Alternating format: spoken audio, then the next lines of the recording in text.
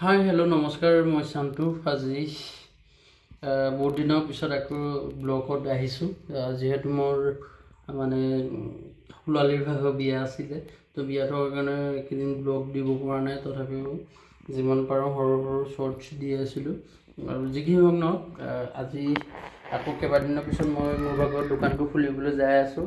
তো দেখাম দোকানত আজি কিমান কাষ্টমাৰ হয়, কিমান প্ৰফিট কৰিব পাৰোঁ, কিমান মেগী বিক্ৰী হয়, কিমান চিকেন পকৰা বিক্ৰী হয়। তো বলক আজি ভিডিঅ'টো আৰম্ভ কৰোঁ। কেতিয়াবা বিক্ৰী ভাল হয়। আজি যিহেতু দুদিন মই বিয়া বুলি 3 দিন বন্ধ থাকিলে, তো সেইটো কাৰণে ইমান চেলিং নাই।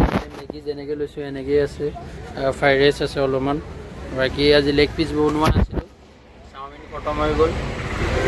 চিকেন পকৰা আছে, বাকী ভেজিছ আছে, বাকী এইখিনি আমাৰ চলা আছে। বিকিছোঁ কিমান 1030 টকা। তো সদায় মাৰ্কেট একো নাথাকে, কেতিয়াবা ভাল থাকে, কেতিয়াবা বেয়া থাকে। কিন্তু খালি এতিয়া আমি নতুন নতুন কৰি আছোঁ ন, তো এইটো কাৰণে অলপ টাইম লাগিব। যিহেতু মই এইখন কৰা 2 মাহ কমপ্লিট হোৱাই নাই।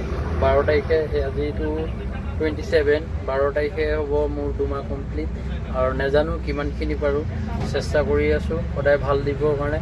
আৰু আপোনালোকেও মোক সহায় কৰক যাতে মই আৰু আগবাঢ়ি যাওঁ, আশীৰ্বাদ কৰক। তো থেংক ইউ।